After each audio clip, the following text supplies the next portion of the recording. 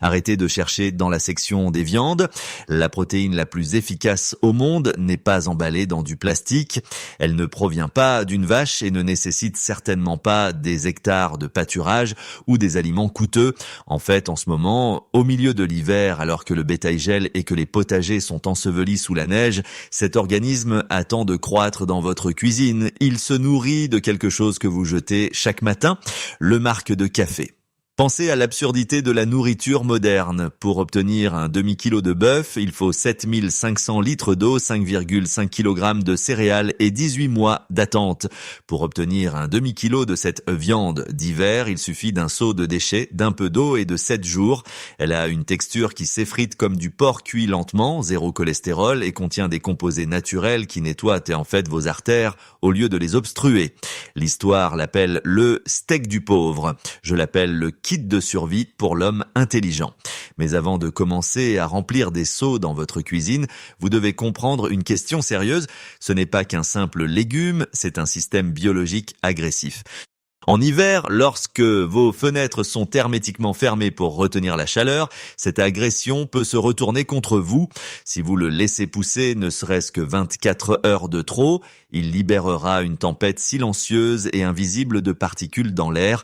Dans un espace clos, cette poussière biologique peut submerger vos poumons, conduisant à une condition littéralement appelée poumon du cultivateur de champignons. Cela semble effrayant, mais ne vous laissez pas vaincre par la peur. On nous a appris à craindre la nature, mais nous devons seulement la comprendre. La différence entre un danger pour la santé et un super aliment se résume à une simple vérification visuelle que j'appelle la règle de l'enroulement.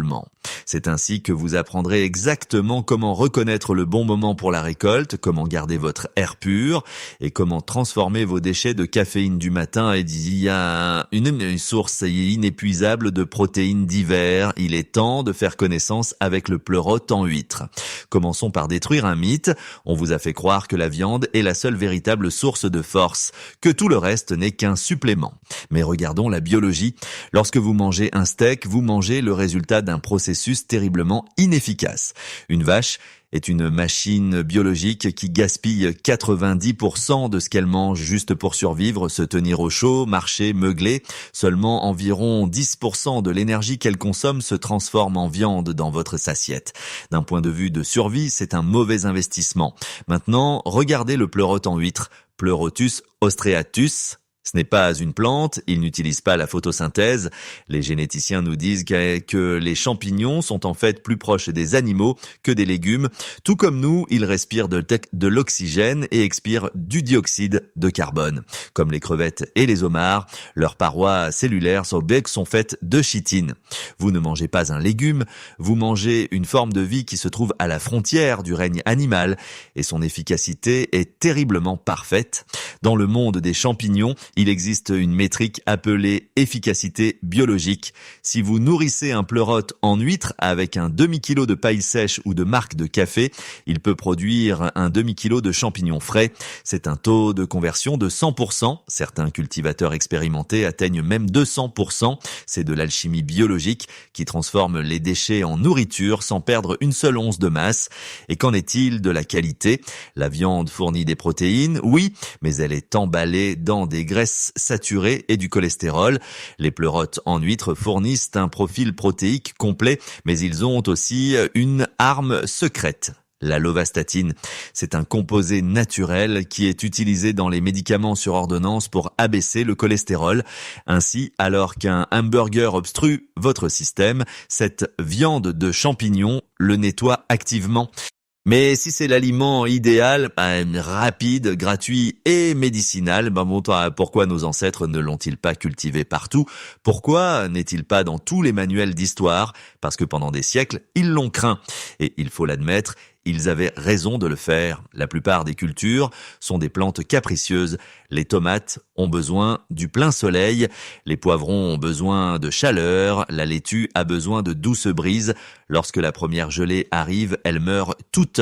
Le jardin meurt, mais le pleurote en huître est un soldat. Dans la nature, vous les verrez accrochés à des arbres mourants à la fin novembre, parfois même perçant une couche de neige. Pendant que les plantes hibernent, le système racinaire du pleurote en huître, appelé mycélium, est pleinement actif. Il traverse le bois, le dévorant de l'intérieur. Il existe des souches spécifiques, comme le pleurote bleu, qui préfèrent en fait le froid. Elle se développe à des températures qui arrêteraient d'autres champignons. En fait, un choc thermique est souvent le déclencheur qui leur dit de fructifier. Une baisse de température signale à l'organisme « l'hiver arrive, je dois me reproduire maintenant ». Ainsi, pendant que vos voisins contemplent leur cour gelée et stérile, vous pouvez récolter des grappes de protéines gris-bleu dans votre garage ou votre sous-sol non chauffé. Mais sa résistance ne concerne pas seulement la température. Il s'agit de l'alimentation. La plupart des champignons sont des individus pointilleux. Le pleurote en huître à la chèvre du monde des champignons. Il mange tout. Dans les tests de laboratoire, le mycélium de pleurote a été entraîné à manger des mégots de cigarettes, des couches usagées, oui, vraiment, et même à décomposer de lourdes marées noires. Il décompose les toxines complexes et réorganise les molécules en un tissu sûr et comestible. Mais vous n'avez pas besoin de le nourrir avec des déchets. Vous avez quelque chose de mieux, le marc de café. La caféine est un pesticide naturel. Elle tue les insectes et inhibe la croissance des plantes. Mais cela n'empêche pas le pleurote en huître. Il traite la caféine comme une boisson énergisante. Il colonise un seau de déchets d'espresso plus vite que la moisissure ne peut se développer. C'est le récupérateur urbain ultime. Nous avons donc un super aliment qui pousse sur les déchets, combat le cholestérol et survit au froid. La logique voudrait que ce soit l'aliment le moins cher et le plus courant dans une épicerie. Mais lorsque vous entrez dans le rayon des légumes, que voyez-vous? Des rangées de champignons blancs, ronds et insipides, ou leurs cousins bruns, les champignons bruns et les portobello. Le champignon est-il meilleur pour vous?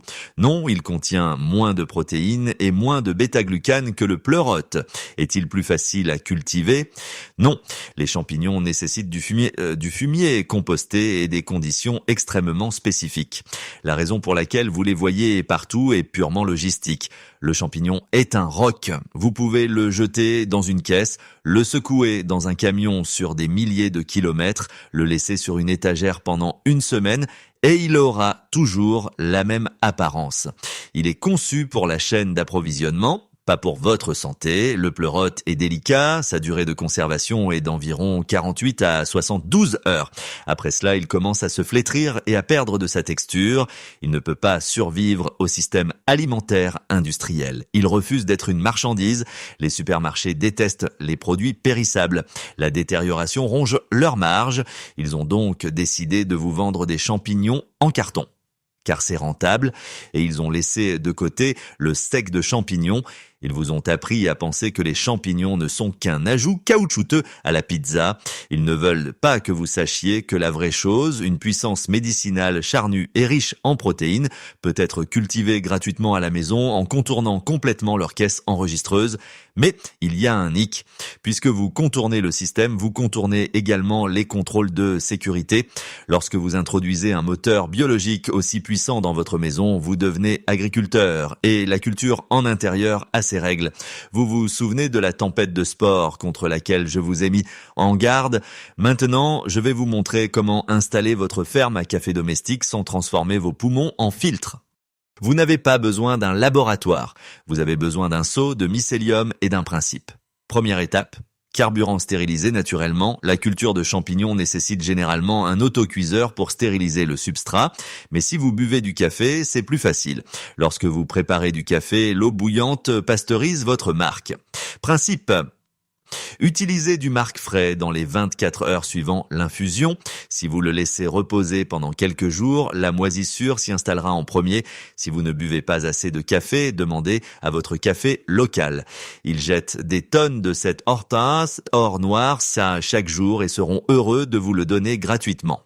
Deuxième étape, inoculation, méthode des lasagnes. Prenez un seau propre de 20 litres et percez des trous d'environ 6 mm de diamètre sur les côtés. C'est là que les champignons pousseront. Achetez en ligne un sac de mycélium de pleurote bleu, ce sont vos graines. Maintenant, superposez comme des lasagnes. Première couche, 2 à 3 cm de marc de café humide. Deuxième couche, Une pincée de mycélium, répétez l'opération jusqu'à ce que le seau soit plein ou que vous manquiez de café. Mettez le couvercle, couvrez les trous avec du ruban microporeux respirant ou gardez simplement le seau dans un sac poubelle propre pour le protéger des mouches, mais permettre la circulation de l'air. Troisième étape, incubation. Placez le seau dans un endroit sombre à température ambiante. Pendant 2 à 3 semaines, le mycélium blanc envahira le café, transformant le désordre noir en un bloc blanc solide. Il est en train de manger. Quatrième étape, fructification. Une fois que le seau est complètement blanc, exposez-le à l'air frais et à un peu de lumière. La lumière indirecte du soleil est acceptable. Vaporisez de l'eau quotidiennement. En quelques jours, vous verrez des épingles, de petits champignons poussant à travers les trous. Ils doublent de taille toutes les 24 heures. C'est fascinant. Maintenant, un principe de sécurité essentiel, la règle de l'enroulement. C'est là que la plupart des débutants font des erreurs. Ils veulent que les champignons deviennent énormes. Ils attendent que les chapeaux s'aplatissent comme des crêpes. Erreur. Lorsque le chapeau s'aplatit complètement et s'enroule vers le haut, le champignon pense que son travail est terminé. Il ouvre ses lamelles et libère des milliards de spores. C'est une tempête de spores qui obstrue vos poumons et recouvre votre pièce de poussière blanche. Solution, récoltez lorsque le bord du chapeau du champignon est encore légèrement enroulé vers le bas. À ce stade, c'est-à-dire au stade de l'enroulement, le champignon a atteint sa chair maximale, mais n'a pas encore libéré ses spores. La récolte précoce est le secret d'une culture en intérieur sûre. Pas de spores, meilleure texture et aucun risque pour vos poumons. Lorsque vous récolterez cette première grappe de pleurote bleue, que vous les ferez frire dans une poêle avec un peu de beurre et d'ail, vous réaliserez ce que vous avez fait. Vous n'êtes pas allé au magasin. Vous n'avez pas payé la viande bovine à un prix dicté par l'inflation.